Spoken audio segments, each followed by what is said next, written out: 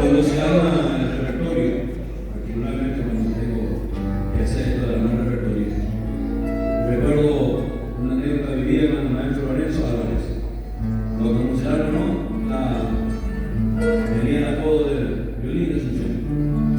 Y un día le comento, le digo, maestro, que quisiera hacer una legislatura. Ahí sí que te haya con maestro. Ahora hay que volver a terminar con la derecha. Padre,